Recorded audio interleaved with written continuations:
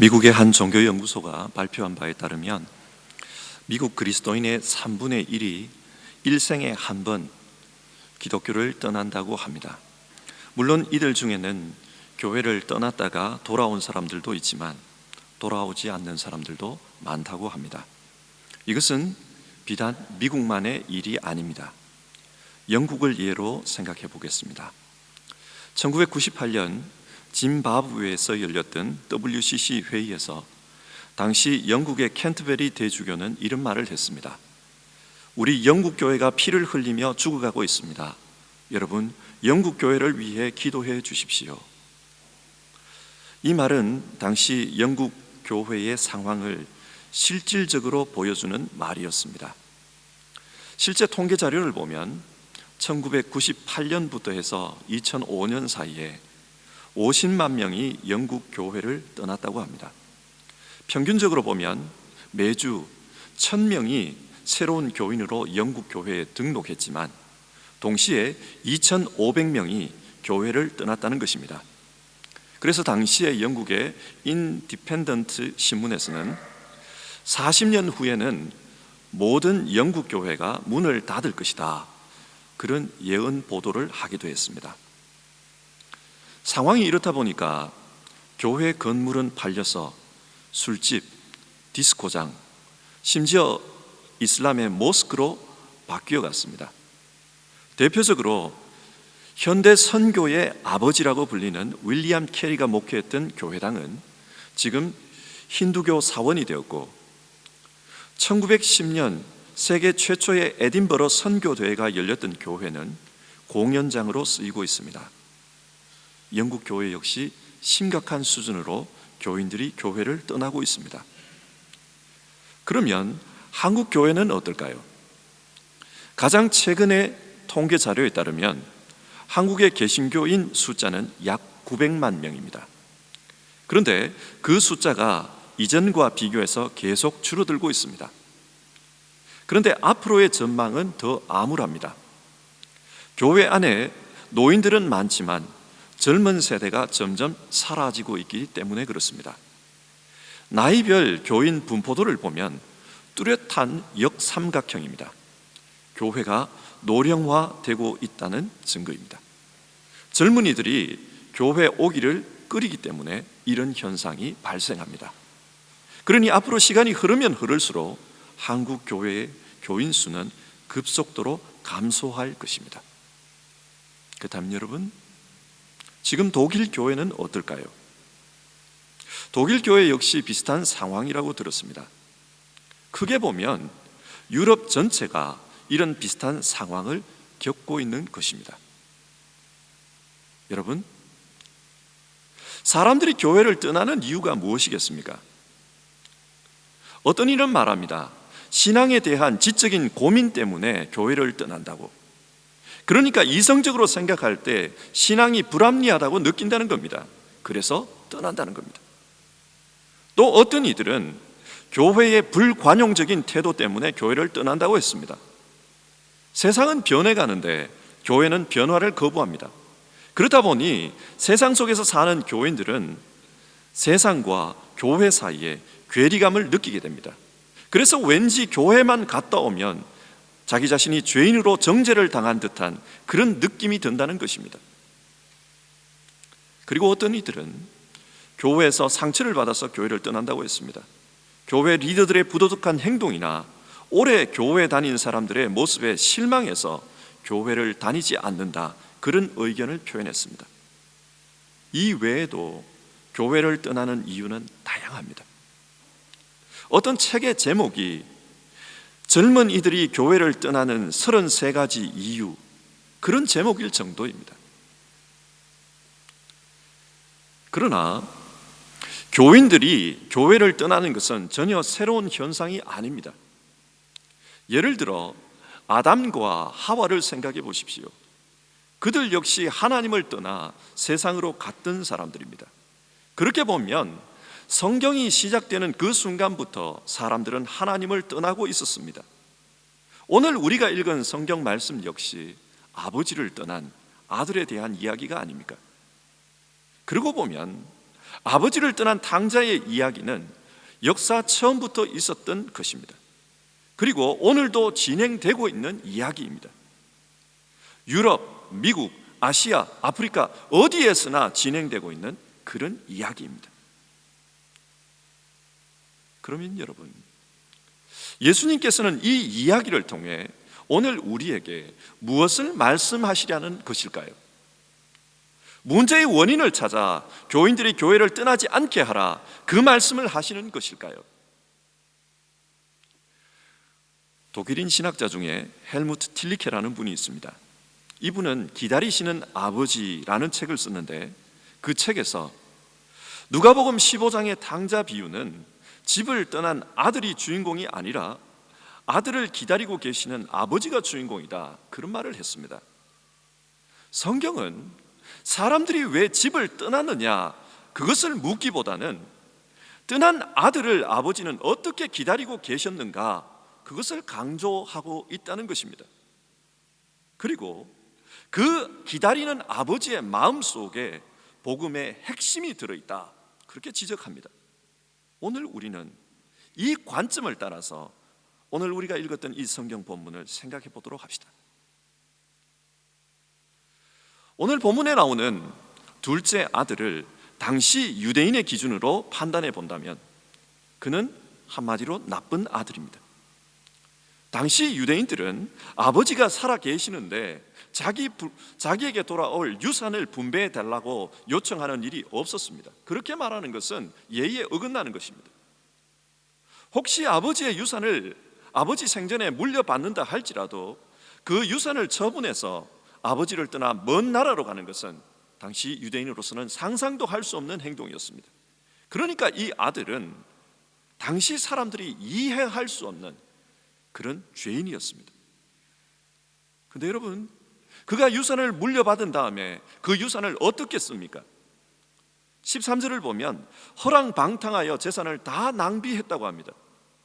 이를 통해 성경이 말씀하려는 것은 이 사람은 죄인 중에서도 죄인이라는 사실입니다. 그는 큰 죄인입니다. 이사야서 59장 2절은 이렇게 말씀합니다. 오직 너희 죄악이 너희와 너희 하나님 사이를 갈라놓았고 너희 죄가 그의 얼굴을 가려서 너희에게서 듣지 않으시게 함이라. 여러분, 여기서 성경이 말씀하는 죄가 무엇입니까? 죄는 하나님과 우리 사이를 갈라놓는 것입니다. 하나님과의 언약, 즉 하나님과의 분트가 깨어지는 것, 그것이 죄입니다. 이 탕자는 하나님과의 언약이 깨어진 죄인을 가리킵니다. 아버지와 아들이라는 언약이 깨어져 버렸습니다. 그래서 아버지의 품보다는 세상을 더 좋아합니다. 이 관점으로 본다면 아버지 없이 살아가는, 하나님 없이 살아가는 모든 사람들이 이 탕자에 해당됩니다. 그런데 이 아들이 먼 나라에서 허랑방탕하며 나쁜 행동을 하고 살아갈 때 그때 아버지는 무엇을 하고 계셨습니까? 힌트는 20절에 나옵니다. 아직도 거리가 먼데 아버지가 그를 보고 달려가. 아버지는 그동안 이 아들이 돌아오기만을 기다리고 있었습니다. 연락이 끊긴 아들이 살았는지 죽었는지도 알지 못했습니다. 그래서 걱정하는 마음으로 그를 기다리고 있었습니다. 우리 한국인들은 이 아버지의 마음을 쉽게 이해할 수 있습니다. 얼마 전까지만 해도 한국의 명절이 되면 임진각에서 북한을 향해 울고 계시는 노인들의 모습이 텔레비전에서 비춰졌습니다. 임진각은 북한과 남한의 경계선에 세워진 하나의 집입니다. 남북 전쟁 때, 한국 전쟁 때 남한으로 피나온 사람들이 이곳에 모여 고향을 그리워하곤 했던 그 집입니다. 지금 남한에는 그 전쟁 때 가족을 북한에 두고 내려온 분들이 많습니다. 남과 북이 분단되고 교류가 끊기다 보니 그들은 북한에 남은 가족들이 살았는지 죽었는지를 알지 못합니다. 그래서 늘 명절만 되면 그곳에서 북쪽 하늘을 쳐다봅니다. 그리고 눈물을 흘립니다. 아마 이 심정은 비슷한 경험을 한 독일 분들도 역시 잘 이해할 것이라고 생각합니다. 북한에 경제적인 문제가 생겨서 많은 사람들이 굶어 죽었다는 이야기가 신문을 통해 보도가 되었습니다. 그러면 남한에 내려와 있는 이분들은 마음속에 어떤 생각이 들겠습니까? 내 가족이 살았을까? 내 가족이 죽은 것은 아닐까? 그 걱정하는 마음으로 임진각을 찾아갑니다. 그리고 그곳에서 또다시 북쪽 하늘을 쳐다봅니다. 아마 오늘 성경이 나오는 이 아버지도 그런 마음으로 동네 어귀에서 있었던 것이 아닐까요? 작년 4월 한국에서는 세월호가 파손해서 300명이 넘는 고등학생들이 바다에 빠져 죽었습니다. 그때 학생들의 부모들은 항구에 모여서 마치 미친 사람들처럼 멍하니 정신줄을 놓고 바다를 바라보고 있었습니다. 그 사진들이 신문에 보도가 되었습니다. 시체를 찾지 못한 부모들은 한 가닥의 희망을 가집니다. 내 자녀가 아직까지 살아있을 것이다. 그 기대를 가지고 생업을 포기하고 먹는 것도 포기하고 잠자는 것도 포기하고, 그래서 그 바다 곁에 지키며 혹시 내 자식이 구조되었다는 소식이 들려오지 않을까, 그렇게 기다리고 있었습니다. 여러분, 오늘 성경에 나오는 이 아버지가 바로 그 모습이 아니었을까요? 29절을 보면 큰 아들의 불평이 나옵니다. 내가 여러 해 동안 아버지를 섬겼지만 내게는 염소 새끼라도 주어 나와 내 벗이 즐기게 하신 일이 있었습니까? 여러분, 이 불평이 무엇을 말합니까? 작은 아들이 집을 떠난 후 이 집에는 어떤 잔치도 없었다는 말입니다. 아니, 염소 새끼 한 마리라도 잡아서 호화롭게 먹고 편히 즐기는 그런 시간이 없었다는 뜻입니다. 왜 그럴까요? 아이가 죽었는지 살았는지 알 수 없는데 어떻게 부모가 되어서 잔치하고 잘 먹고 그렇게 잘 수가 있을까? 아버지는 그렇게 생각한 것입니다. 그래서 큰아들이 불평합니다. 그동안 우리는 제대로 먹지도 못하고 제대로 자지도 못했습니다. 그런데 창기와 놀다가 허랑방탕하게 살다가 저 아들이 돌아오니까 살찐 송아지를 잡으십니까? 그래서 불평합니다. 여러분, 팔레스타인은 넓은 땅이 아닙니다. 이웃 나라에 큰 기근이 들었다는 소식이 왜 아버지에게 들려오지 않았겠습니까? 아버지는 그 아들이 살고 있을 그 땅에 흉년이 들었다는 것을 알고 있습니다. 그래서 내 아들이 죽었을까? 내 아들이 살고 있을까? 그 걱정을 하는 것입니다. 아버지는 집 나간 자식 때문에 먹을 것도 먹지 못하고 그렇게 기다리고 있습니다. 마치 잃어버린 자식 때문에 정신 나간 부모처럼 그렇게 멀리 하늘을 쳐다보며 자식을 기다리고 있었던 것입니다. 여러분, 이것이 복음입니다. 이렇게 기다리고 계시는 그 하나님, 그 하나님의 마음속에 우리가 믿는 복음이 들어있습니다. 그렇다면 이 기다리는 아버지에게 제일 중요한 것이 무엇이었겠습니까? 그것은 아들 자체입니다. 이 아들은 돼지가 먹는 쥐염 열매로 배를 채우던 사람입니다. 그동안 어떻게 살았는지 그의 삶의 수준을 알 수 있습니다. 더럽고 부정하게 살았습니다. 냄새나는 모습이었을 것입니다. 그런데 이 아버지가 아들을 발견하자 어떻게 반응합니까? 20절입니다. 아버지가 그를 보고 측은히 여겨 달려가 목을 안고 입을 맞추니. 아버지에게 중요한 것은 이 아들이 목욕을 했느냐, 목욕을 하지 않았느냐가 아닙니다. 향수 냄새가 나느냐, 돼지 냄새가 나느냐, 그것이 아니었습니다. 그리고 아들이 걱정한 것처럼 아버지의 돈을 모두 탕진한 것, 그것을 꾸중하지는 않을까, 그런 것이 문제가 아니었습니다. 아버지가 기다리던 것은 아들이 성공해서 벌어온 돈이 아니라 그 아들 자체였습니다. 예를 들어 생각해 봅시다. 초등학교 교사로 살아가는 어떤 한 남자가 있었습니다. 이 남자의 부인은 일찍 세상을 떠나고 말았습니다. 자기 부인이 생명처럼 아꼈던 그 딸을 선물로 남겨주고 세상을 떠났습니다. 그래서 이분은 그 딸을 누구보다도 잘 키워보려고 부단히 애를 썼습니다. 아이와 많은 시간을 보냈고 또 많은 이야기를 하려고 그렇게 노력을 했습니다. 그런데 중학교에 들어가는 순간부터 그 딸의 태도가 달라집니다. 아버지와 이야기를 안 합니다. 얼굴 마주치는 것을 피합니다. 그래서 아버지는 크리스마스 이브에 크리스마스를 핑계로 대화도 하고 외식도 해야 되겠다, 그렇게 계획을 세웠습니다. 그런데 이 딸은 냉정하게 아빠의 요구를 거절했습니다. 그리고 자기 방으로 문을 쾅 닫고는 들어가 버렸습니다. 아내의 목까지 이 아이를 사랑하려고 노력했는데, 그런데 그것이 뜻대로 되지 않자 이 남자는 혼자 고민하다가 그 밤에 눈물을 흘리며 잠이 들었습니다. 그런데 일어나 보니 그 다음날 아침 탁자 위에 손으로 뜬 장갑이 한 켤레 있었습니다. 이 장갑을 뜨기 위해서 딸은 어제 저녁 함께 시간 보냈던 것을 거부했던 것입니다. 자, 여기서 한번 생각해 봅시다. 여러분, 이 아빠에게는 그 장갑이 기뻤을까요? 아니면 딸과 함께 대화하는 것, 그것이 기뻤을까요? 이 아빠는 장갑이 필요했을까요? 딸과 함께 대화하는 것, 대화가 필요했을까요? 이 아빠가 원한 것은 선물이 아니라 딸 그 자체였습니다. 딸이 무엇을 주는 것이 아니라 따뜻하게 이야기하고 따뜻하게 시간을 보내는 것, 그것 자체가 소원이었습니다. 오늘 우리 시대의 사람들 역시 하나님이 원하는 것을 오해하고 있는 것은 아닐까요?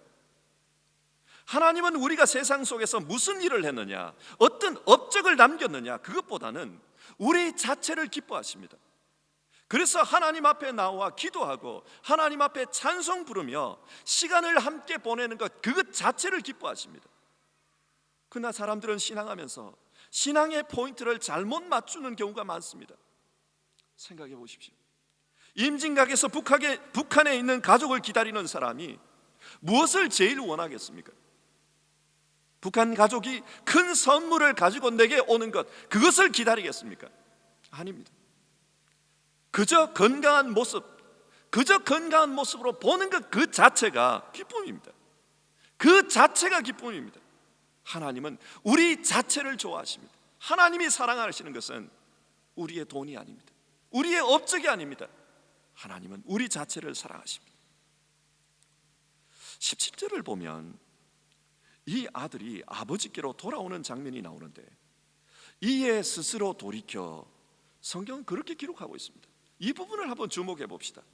이에 스스로 돌이켜, 이 부분을 직역해 보면 자기 자신에게로 돌아가서, 그런 뜻입니다. 자기 자신에게로 돌아가서. 하나님이 기뻐하시는 것은 우리의 원래 자리로 돌아가는 것입니다. 자기 자리로 돌아가는 것, 그것을 좋아하십니다. 여러분, 그런데 원래 자리가 어디입니까? 우리의 자리는 하나님의 형상입니다. 하나님의 자녀입니다. 하나님과 연합한 그 자리가 우리의 원래 자리입니다. 하나님은 큰 업적을 원하는 것이 아니라 그 사람 자체를 기뻐하십니다. 그래서 아버지를 떠난 아들이 돌아와 함께 있는 것, 그것 자체가 제일 큰 선물이고 그것 자체가 제일 큰 기쁨입니다. 말씀을 맺겠습니다. 우리 시대는 사람들이 교회를 떠나 세상 속으로 흩어지고 있는 시대입니다. 전 세계적으로 볼 때 사람들이 하나님을 만나고 예배하는 것보다 자기 일에서 업적을 남기는 것에 더 몰두하는 사회입니다. 여러분, 이 시대의 하나님은 어떤 모습으로 계실까요? 성경은 기다리고 계시는 하나님을 말씀합니다. 원래의 자리로, 하나님 자녀의 자리로 돌아오기를 기다리며 서 계십니다. 교회에 나오시는 분들 중에, 혹은 교회에 나오지만 후회가 많은 분들이 계세요. 어떤 분들은 자기 삶을 돌아보면서 젊은 시절 나는 이미 너무 많은 시간을 잃어버렸다, 그렇게 후회합니다. 또 어떤 분들은 일을 하면서 건강을 잃어버렸다, 그렇게 후회하고, 또 어떤 분들은 가장 소중한 가정을 잃어버렸다, 물질을 잃어버렸다, 그렇게 말씀합니다. 그러나 하나님께서는 사람이 잃어버린 것을 내놓으라고 말씀하시지 않습니다. 너가 가지고 간 그 유산 내놓으라고 말씀하지 않습니다. 하나님은 우리 자체를 기뻐하십니다. 그래서 우리 자체를 기다리십니다. 여러분 자체가 여기에 계시면 그것으로 충분합니다. 그렇다면 여러분, 교회는 이 시대에 무슨 일을 해야 할까요? 기다리는 하나님의 마음을 표현해 주어야 합니다. 자기 자신의 모습을 찾아 원래의 자리로 돌아오려고 하는 사람들, 그 사람들을 기다리는 일을 해야 합니다. 우리가 해야 할 일은 떠난 이들을 정죄하는 것이 아니라 묵묵히 기다리는 일을 해야 합니다. 교회로 돌아온 이들이 죄책감을 가지고 괴로워하도록 하는 것이 교회의 일이 아니라 아버지의 마음을 이해하도록 하는 것이 교회의 일입니다. 아버지가 원하는 것은 그 사람 자체라는 것을 인식시키는 것이 교회가 해야 될 일입니다. 요즘 우리 교회 어르신들 중에 한국을 방문하고 오신 분들이 많습니다. 한번 가시면 한 달, 두 달, 석 달 오래 계시다 오시죠. 그런 분들이 그분들이 이런 말씀을 하십니다. 부모님이 살아 계실 때는 한국이 좋았는데 부모님이 안 계시니까 한국 가도 이제는 눈치를 보게 되더라. 그런 말씀을 하십니다. 그렇습니다. 반겨주는 이가 있을 때는 고향이 아름답습니다. 그러나 반겨주는 이가 없으면 그 고향도 고향이 아니라 이제는 떠나온 타향이 되고 맙니다. 더 이상 가고 싶지가 않습니다. 교회 역시 마찬가지입니다. 반겨주는 이가 있을 때 교회는 돌아가고 싶은 고향이 될 수 있습니다. 우리 모두 반겨주는 그런 고향 같은 사람이 되었으면 좋겠습니다. 그래서 원래의 자리로 찾아왔을 때 감사와 즐거움이 넘쳐날 수 있도록 하나님의 마음을 표현하는 그런 교회가 되었으면 좋겠습니다. 성경이 오늘 말씀을 통해 우리에게 부탁하는 사역은 이것입니다. 언제 돌아와도 푸근한 그런 고향이 되라. 언제 돌아와도 마음 열고 안길 수 있는 그런 고향이 되라. 우리가 해야 될 사역은 이것입니다. 기도하겠습니다.